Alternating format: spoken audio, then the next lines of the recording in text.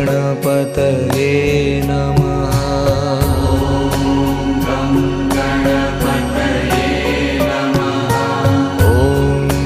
गं गणपतये नमः।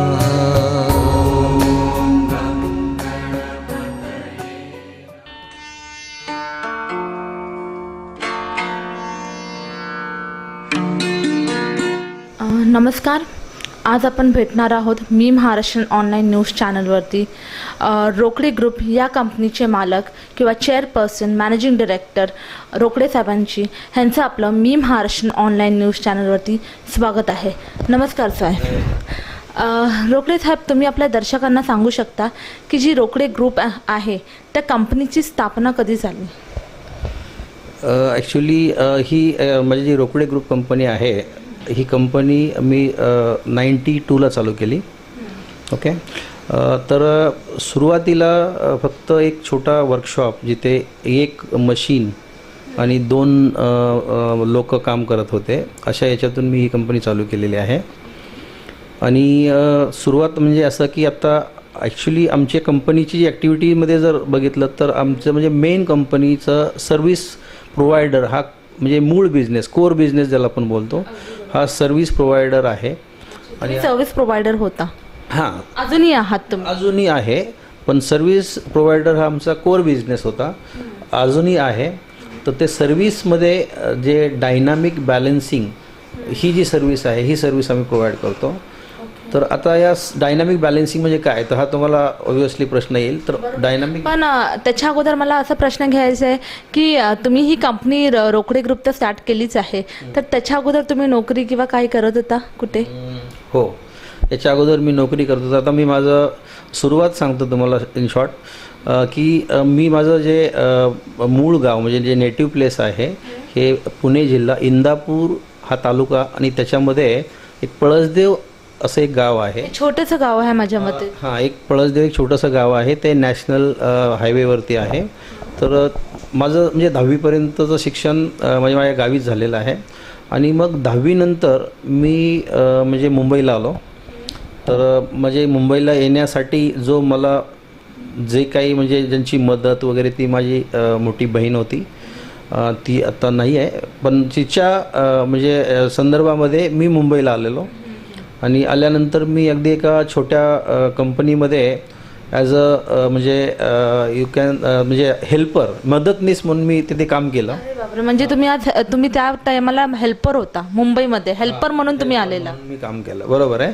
तर मी त्या कंपनीमध्ये ॲज अ म्हणजे हेल्पर म्हणून मी तिथे काम केलं। आणि इंजिनिअरिंग डिपार्टमेंटमध्ये एक हेल्पर म्हणून मी तिथे ज्यावेळी काम करत होतो त्या दरम्यान मी म्हणजे त्या मशीनबद्दल म्हणजे माझी मनापासून इच्छा की म्हणजे काहीतरी आपल्याला इथे शिकायचं आहे।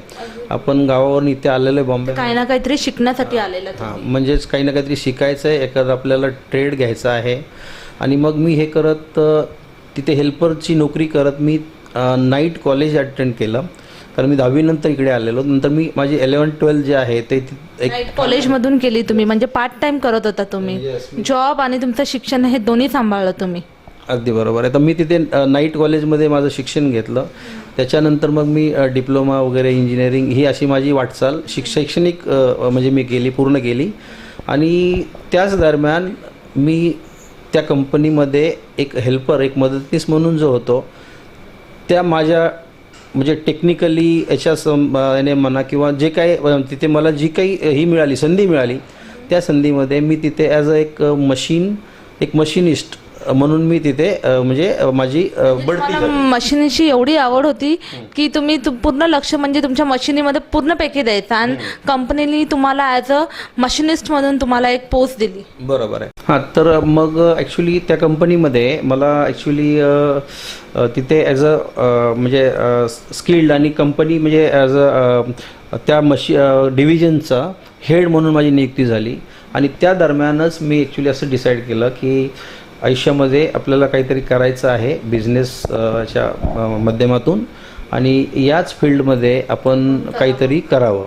आणि तो एक मी माझ्या मनामध्ये स्वप्न हे केलं आणि आणि आज ते तुमचं स्वप्न पूर्णही झालेलं आहे. येस, तर ते स्वप्न मी म्हणजे पूर्ण केलं. त्यासाठी मी म्हणजे दिवस रात्र मेहनत केली आणि त्याच्यातून म्हणजे आज मी हे सगळं जे काही माझ्यासाठी हे साम्राज्य आहे जे मी उभं केलेलं आहे, तर ते मी याच्यातून उभं केलं. म्हणजे हे सगळं जे आहे ते सर्व्हिस रिलेटेड ॲक्टिव्हिटी आहेत माझ्या कंपनीची. तर हे सर्व्हिस रिलेटेड ॲक्टिव्हिटी जे तुम्ही करता, जो तुमचा कोर बिझनेस आहे, तर ह्याच्याबद्दल आपल्या दर्शकांना सविस्तर माहिती देऊ शकता काय आपण?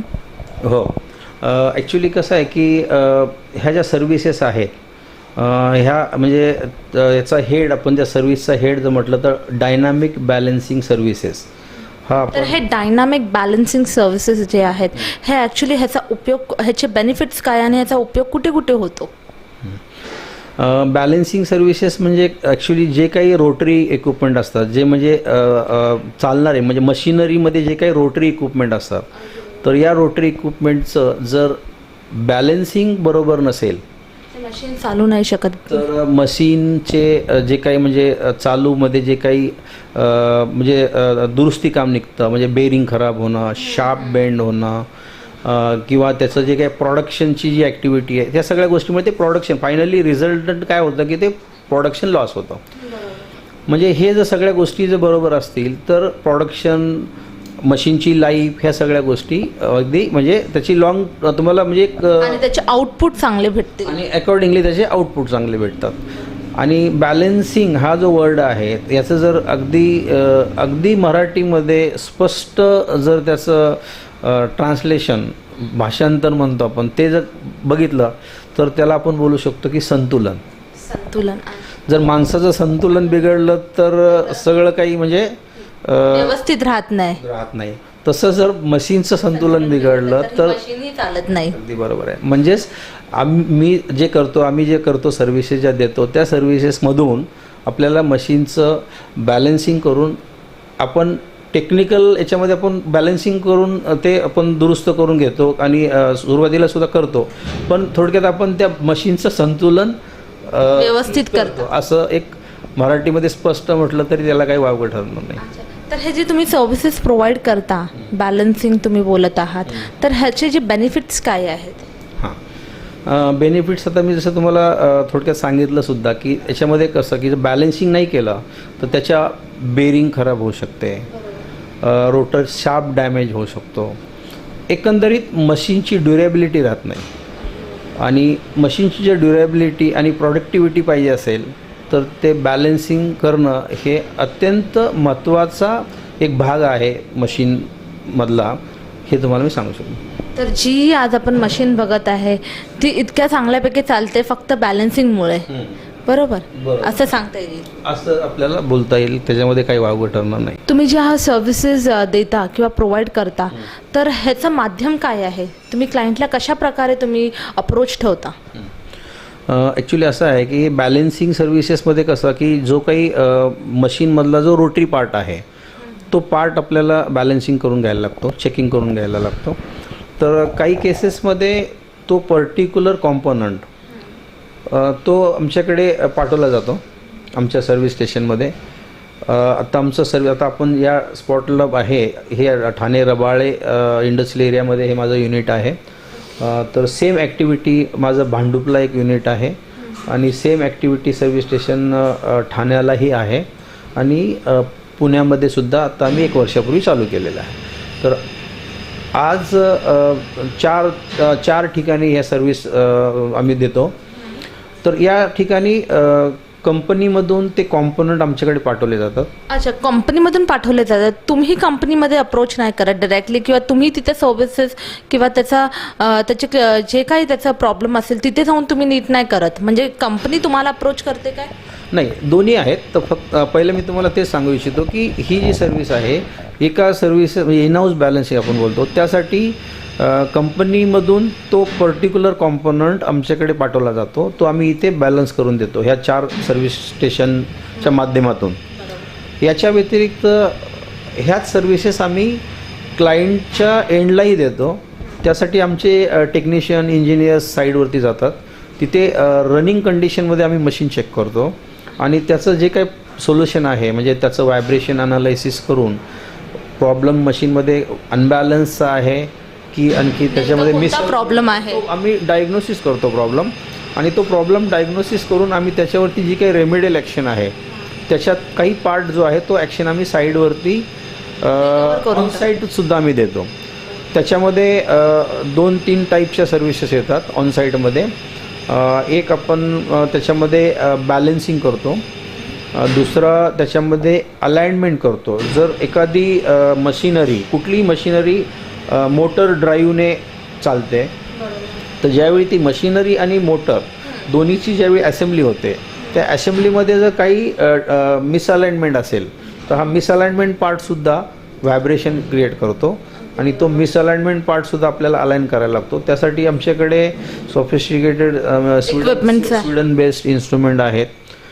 त्या इन्स्ट्रुमेंटच्या मदतीने आम्ही ते माध्यमातून तुम्ही जे अलाइनमेंट वगैरे करून बॅलन्सिंग करून ते व्हायब्रेशन प्रॉब्लेम हे सॉल्व्ह करतो. तर आपले जे आहे आपले प्रोडक्ट ही आहेत, तर आपल्या प्रोडक्टबद्दल आपल्या दर्शकांना सविस्तर माहिती देऊ शकता काय? कोणकोणते प्रोडक्ट आहेत आपले? ओके, आता आपण सर्व्हिसेसबद्दल बोललोच आहे, तर याच्या व्यतिरिक्त मी काही प्रॉडक्ट डेव्हलप केलेले, जो काही आम्ही कस्टमरकडे सर्व्हिस देतेवेळी जे काही आम्ही प्रॉब्लेम फेस करायचो काही इक्विपमेंटबद्दल, तर नंतर माझ्या मनामध्ये हा विचारही आला की आपण जर हे प्रॉडक्ट स्वतः बनवले तर क्लायंटला काही गोष्टीमध्ये वन रूप सर्व्हिसेस मिळू शकतात माझ्याकडून. ते म्हणजे सर्व्हिसेस ही आणि प्रोडक्ट ही होय होय होय अंडर वन रूफ. तर मग त्याच्यामध्ये मी 2 प्रॉडक्ट सिलेक्ट केले आणि ते मी त्याचं मॅन्युफॅक्चरिंग चालू केलं.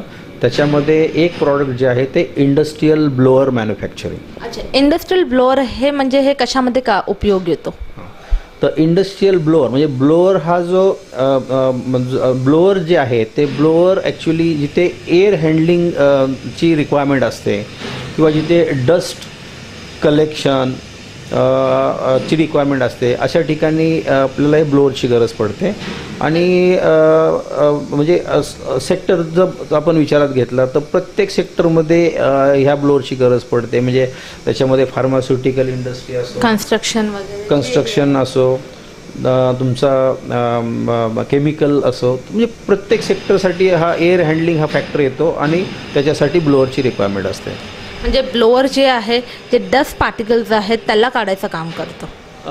ॲक्च्युली त्याच्यामध्ये तो एक त्याचा ॲप्लिकेशन म्हणू शकेल आपण, कारण इंडस्ट्रियल ब्लोअर म्हणजे एअर हँडलिंग म्हणजे any type of air handling, dust collection आलं त्याच्यामध्ये. काही ठिकाणी फ्रेश एअर हँडलिंग आहे, सेंट्रलाइज AC असतात मोठमोठ्या मॉलमध्ये, कंपन्यांमध्ये, तर त्यांनाही जे काही एअर हँडलिंग युनिट्स असतात त्यालाही ब्लोअर्स लागतात. तर हे ब्लोअर जे आयटम आहे हा एअर हँडलिंग च्या रिलेटेड म्हणजे एअर हँडलिंगसाठी आहे आणि सगळ्या इंडस्ट्रीमध्ये त्याची रिक्वायरमेंट असते.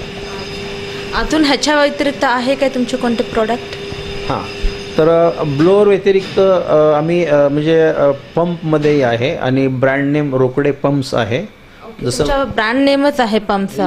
होय होय होय, जसं म्हणजे आमच्या पंपचं ब्रँड नेम रोकडे पंप आहे, तसंच ब्लोअर्सचं पण रोकडे ब्लोअर्स या नावानेच. रोकडे ग्रुपमध्ये ह्या 3 ॲक्टिव्हिटीज आहेत, त्यामुळे रोकडे ग्रुप या बॅनरखालीच मी प्रॉडक्टचं ब्रँडिंग आहे.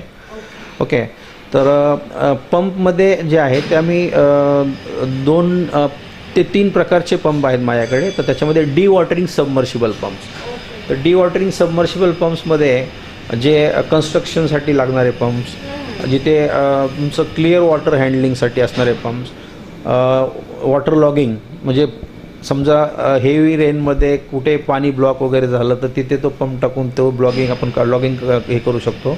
तर ह्या टाईपची जी पंपची रिक्वायरमेंट आहे ते पंप आम्ही बनवतो. ओके, म्हणजे वॉटर लॉगिंग जिथे काय असेल ते जे आहे त्या तिकडे ॲप्लिकेबल होतो आपले हे जे पंप्स. तर आपण आपल्या दर्शकांना सांगू शकता की आपले जे क्लायंट्स जे आहेत ते कोणकोणत्या प्रकारचे आहेत? ओके, क्लायंटमध्ये आता मी जर सेक्टर वाईज म्हटलं तर all chemical sector, pharmaceutical sector, engineering machine manufacturer, sugar industries, हे सगळे आमचं म्हणजे हा सगळा सेक्टर जो आहे हे आमचा क्लायंट बेस आहे. बाकी जर व्हॅल्युएबल क्लायंट जे रेग्युलर त्यांना मी सर्व्हिस प्रोव्हाइड करतो, म्हणजे सर्व्हिस ॲज वेल ॲज सप्लाय, दोन्ही तिन्ही जे प्रॉडक्ट आहेत माझे, म्हणजे रोकडे ग्रुप या रोकडे कंपनी ग्रुपच्या अंडरमध्ये जेही प्रॉडक्ट आहेत ते तुम्ही करा. हो. आणि त्या म्हणजे जे प्रॉडक्ट आहे, ज्या सर्व्हिसेस आहेत, ते आम्ही जर म्हटलं, जर जसं ब्रँड नेम वाईज जर आपण गेलो तर मी इस्पात ग्रुप आहे, त्यांना माझा रेग्युलर म्हणजे सर्व्हिसेस प्रोव्हाइड असतात, सप्लाय असतो. देन विक्रम इस्पात इंडस्ट्रीज, बिर्ला हायटेक ग्रुप आहे, रिलायन्स ग्रुप आहे. म्हणजे सगळ्या सेक्टरमध्ये जी आपली मशीन्स आहेत किंवा आपले सर्व्हिसेस आहे, आपले प्रोडक्ट्स आहेत, ह्या सगळ्या सेक्टरमध्ये उपयोग होत आहेत, मला तर असं वाटत आहे. अगदी बरोबर आहे. कारण कुठल्याही इंडस्ट्रीमध्ये रोटरी इक्विपमेंट आणि मशिनरी म्हटलं की ते रोटरी पार्ट आलाच, आणि त्याच्यामध्ये बाकी ह्या म्हणजे एअर हँडलिंग आलं, तर त्या ठिकाणी ह्या सर्व्हिसेस आणि हे प्रॉडक्टची गरज असतेच.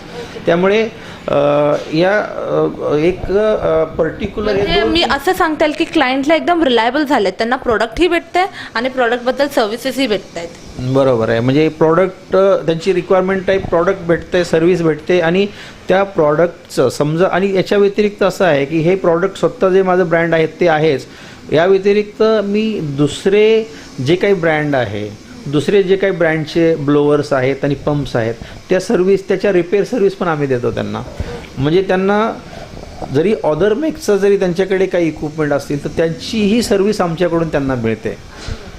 त्यामुळे त्यांना म्हणजे अगदी अंडर वन रूफ सर्व सर्व्हिस मिळत असल्यामुळे ते एकदम कम्फर्टेबल आणि एकदम रिलायबल झालेलं आहे क्लायंट. हां, बरोबर आहे. तर हे म्हणजे आमच्याकडून ह्या सर्व्हिसेस त्यांना ज्या मिळतात त्याच्यावरून, आणि आमचे जे काही म्हणजे बिझनेस अटॅचमेंट जी आहे ती बनलेली आहे, आणि त्यामुळे आमचा म्हणजे हा जो काही बिझनेस ग्रोथ या तिन्ही मीडियामध्ये चालू आहे. तर आपले जे तुम्ही सर्व्हिसेस प्रोव्हाइड करता किंवा तुमचे प्रोडक्ट्स आहेत, हे म्हणजे मुंबईपर्यंत किंवा महाराष्ट्रपर्यंत मर्यादित आहे का तुमचे प्रोडक्ट्स ऑल ओव्हर इंडियामध्ये प्रदर्शित झालेले आहेत? आता सर्व्हिसेसबद्दल जर तुम्ही विचारत असाल तर सर्व्हिसेस जे आहे आमच्या ऑल ओव्हर इंडिया तसेच ॲब्रॉडमध्ये सुद्धा आहेत. म्हणजे आपले क्लायंट जे आहेत ते अब्रॉडमध्येही आहेत? नक्कीच. कारण ऑल इंडियामध्ये जे काही शुगर इंडस्ट्रीज असतात, जे काही फार्मास्युटिकल कंपनी असतात, यांना आम्ही सर्व्हिसेस प्रोव्हाइड करतोच ऑनसाईट बॅलन्सिंगच्या. सेम तसेच काही आमचे श्रीलंकालाही काही क्लायंट आहेत, दुबईलाही काही क्लायंट आहेत, तर आम्ही त्यांनाही या सर्व्हिसेस प्रोव्हाइड करतो. ते काही स्टील प्लांट्स वगैरे जे आहेत ते आमचे क्लायंट्स आहेत बाहेरचे सुद्धा. म्हणजे आपले जे मशीन्स आहेत, आपले जे रोकडे जे ब्रँड आहे, रोकडे ब्रँड हे म्हणजे इंटरनॅशनल लेवलही प्रमोट चांगल्यापैकी झालेलं आहे. हां, म्हणजे आता आम्ही असं म्हटलं तरी चालेल की आता सुरुवात आहे, चांगल्या प्रकारे आम्ही नक्कीच करणार आहे. ते आमचं नक्कीच आपला रोकडे ग्रुप आहे, आपल्या इंडियातले कोणतरी जे आहेत इंटरनॅशनल लेवलही गेलेत, अतिशय आनंद वाटत आहे. धन्यवाद.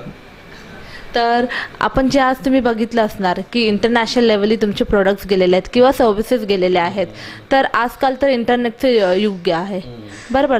तर इंटरनेटचा आपल्या बिझनेसवर किंवा आपल्या उद्योगावर कितपत फायदा झालेला आहे?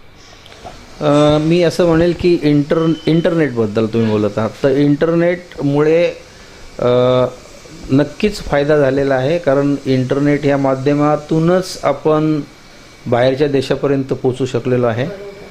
आज असे आमचे काही इंडियन सप्लायर आहेत, ते आमच्याकडून प्रॉडक्ट घेऊन ते एक्सपोर्ट करतात. आजही माझ्याकडे एक हैदराबादचे क्लायंट आहे, त्यांची मला म्हणजे ब्लोअर्सची ऑर्डर आहे, अराऊंड 40 ब्लोअर्सची ऑर्डर आहे माझ्याकडे, की ते ब्लोअर्स आमच्याकडून घेऊन ते सप्लाय करत आहेत. कारण ते एक्सपोर्टर, बेसिकली एक्सपोर्टर्स आहेत, आणि ते काही प्रॉडक्ट असं बाहेरून आउटसोर्सिंग करून देतात, आणि त्यांच्यासाठी आम्ही रेग्युलर सप्लाय करतो. आणि डायरेक्ट सुद्धा माझा एक्सपोर्ट आहेच आहे, पण काही असा जो मीडिया आहे की ते एक्सपोर्ट करून बाहेरची काही रिक्वायरमेंट असतात, तो बिझनेस जो जनरेट होतो त्यांच्याकडे, तर त्यांनाही आम्ही सप्लाय करतो. तर आज जे तुम्ही इंटरनॅशनल लेवली पोचलेला आहेत, तर इंडियामध्येही तुमचे प्रोडक्ट्स आहेत, तर आज तुम्ही बघितलं असणार की स्पर्धेचं युग आहे. तर ह्या स्पर्धेच्या युगाला तुम्ही कशा प्रकारे सामोरे जाता? स्पर्धा शिवाय जीवनामध्ये माणसाची प्रगती होत नाही असं सांगता येईल. अगदी बरोबर आहे, ते माझा शब्द तुम्ही बोललात. तर ॲक्च्युली जर मनामध्ये काही स्पर्धेची काही भावना नाही ठेवली तर माणूस काही करू शकत नाही. तर प्रत्येक गोष्टीसाठी आपल्याला काहीतरी एक विजन ठेवायला लागतं, आणि त्या विजनमध्ये आपण आपलं प्रॉडक्ट कॉम्पिटिटिव्ह लेवलला क्वालिटी वाईज कसं म्हणजे आपण हे स्टँड करणार आहे, त्यासाठी क्वालिटी कॉन्शियस हा पार्ट त्याच्यामध्ये आपल्याला अगदी महत्त्वाचा असतो. त्यासाठी क्वालिटी, वर्कमॅनशिप, देन परफॉर्मन्स, ह्या सगळ्या गोष्टी आम्ही इन हाऊस टेस्ट करतो आणि त्याच्यानंतर सप्लाय करतो. त्यामुळे ग्रेडिंग दिली जाते प्रत्येक प्रोडक्टाला. हां येस, म्हणजे ग्रेडिंग ऑब्व्हियसली ग्रेडिंगच होते, पण इन हाऊस टेस्टिंगशिवाय आम्ही प्रॉडक्ट देत नाही. त्यामुळे आपल्याला नंतर प्रॉडक्ट दिल्यानंतर क्लायंटच्या एंडला परत आणखी काही प्रॉब्लेम येऊ शकतात वगैरे, हा असा काही आपल्या याच्यामध्ये ॲज सच कुठे एखादा भाग शिल्लक राहतो अशातला काही भाग नाही, कारण आपण इन हाऊस सगळं टेस्ट करून पाठवतो. तर रोकडे साहेब, आपण आपल्या दर्शकांना सांगू शकता की आपल्या आयुष्यातला सगळ्यात चांगला लँडमार्क परफॉर्मन्स कोणता होता? लँडमार्क परफॉर्मन्स जर असं तुम्ही मला विचारलं तर हेच आहे की मी ज्या वेळी सुरुवातीला अगोदर सांगितलं त्याप्रमाणे 1 मशीन आणि 2 व्यक्ती माझ्याकडे कामाला होत्या आणि मी सुरुवात केली, त्या दिवशी जे काही मी विजन म्हणजे मनामध्ये हे केलं की नाही, मला विजन अगदी शार्प होतं, मला त्या स्तरावर पोचायचंच आहे. अगदी बरोबर आहे, आणि त्या स्तराला पोचायचं आहे आणि त्या स्तराला पोचलो, हा माझा लँडमार्क समजेल मी. आणि हा आता लँडमार्क मी अचीव केलेला आहे आणि तुम्ही मेंटेनही केलेलं आहे त्या स्तरावर येऊनही. येस, आणि आता आणखी पुढचं विजन म्हणजे याच्या पुढे जाऊन हे पर्टिक्युलर प्रॉडक्ट आपण कुठल्या बाहेरच्या कंपनीशी कोलॅबरेशन करून त्याची आणखी त्या प्रॉडक्टमध्ये म्हणजे रेंज वाढवणं आणि ओव्हरऑल इंडियन मार्केटमध्ये ती क्वालिटी देणं, म्हणजे जे इम्पोर्टेड. म्हणजे तुम्ही रँकिंगमध्ये बघत आहात की माझा प्रोडक्ट रँकिंगमध्ये कधी येईल. येस, आणि आता कसं की आता जी माझी रेंज आहे ती एक सर्टन रेंज आहे. जर मला त्याच ब्लोअरमध्ये ब्लोअरमध्ये कसं माझी रेंज बोलतो आपण ती म्हणजे अगदी 200 HP 500 HP अशी मोठी रेंज पण असते. पण या रेंजचे ब्लोअर जर आपल्याला बनवायचे असतील तर त्याच्यामध्ये कसं की टेक्नॉलॉजी किंवा बाहेरच्या कुठल्या तरी कंपनीशी कोलॅबरेशन ह्या सगळ्या गोष्टीची गरज आहे, कारण त्याच्यामध्ये टेक्निकल डिझायनिंग ॲस्पेक्ट्स जे आहेत ते आपल्याला म्हणजे पूर्ण फॉलो करायला लागतात. तर त्यासाठी पुढचं विजन हेच राहणार आहे की एखाद्या फॉरेन कंपनीशी कोलॅबरेशन करून आणखी या प्रॉडक्टमध्ये रेंज वाढवायची आहे. नक्कीच ते तुमचं जे स्वप्न आहे ते नक्कीच पूर्ण होतील अशी आमच्या मी महाराष्ट्रातर्फे आपली आशा आहे आपल्याकडून. तर मला असं विचारायचं आहे की आज रोकडे साहेब या स्तरावर आहेत, तर रोकडे साहेबांबद्दल 2 शब्दात तुम्ही कशा प्रकारे व्यक्त करू शकाल? माझ्याबद्दल आता मी एकच सांगेल की जे मी फिजिकल स्ट्रगल करून जे काही आज अचीव केलं, तर जर माणसाने एखादी इच्छापूर्ती आपण बोलतो आणि एखादी गोष्टीचं जर हे केलं की आपल्याला हे अचीव करायचं आहे, तर मला असं वाटत नाही की हे शक्य नाही आहे. प्रत्येक गोष्ट जर आपण मनापासून प्लॅन करून जर प्रॉपर वे ठरवलं की हे करायचं आहे आणि त्यासाठी जर तुम्ही पूर्ण प्लॅनिंगने जर गोष्ट करत गेला तर तुम्हाला त्याचं यश नक्कीच मिळणार आहे. जे मी स्वतः अनुभवून माझ्या अनुभवातून मी तुम्हाला सांगतो आहे. तर हेच मी रोटोटेक्निक रोकडे ग्रुप आणि माझ्याबद्दल सांगू शकेन. तर रोकडे साहेब, आपल्या भविष्याच्या योजना काय आहेत? भविष्याच्या योजनामध्ये असंच आहे की सेम म्हणजे तुम्हाला सांगितलं त्याप्रमाणे की हाच टोटली ग्रुपमध्ये प्रॉडक्टिव्हिटी रेंज वाढवायची आहे. याच्या व्यतिरिक्त काही सोशल वर्क जो म्हणजे एखादा म्हणजे ट्रस्टच्या माध्यमातून काही जर आपण म्हणजे कारण आपण ज्या माध्यमातून वरती आलेलो आहे त्यावेळी जे काही गोष्टी आपण बघितलेल्या आहेत, ज्या काही गोष्टी आपण अनुभवलेल्या आहेत, तर त्याच्यामध्ये इन फ्युचर जर काही सोशल माध्यमातून जर काही मदत करता आली तर नक्कीच करण्याची इच्छा आहे आणि ते माझं अगदी ध्येय आहे की हे मी करणार आहे आणि हे करेलच. म्हणजे तुम्ही हे मनात बागळलेलं आहे की मला करायचंच आहे आणि सोशल वर्क तुम्हाला काय करायचं, समाजासाठी काही ना काहीतरी करायचं आहे.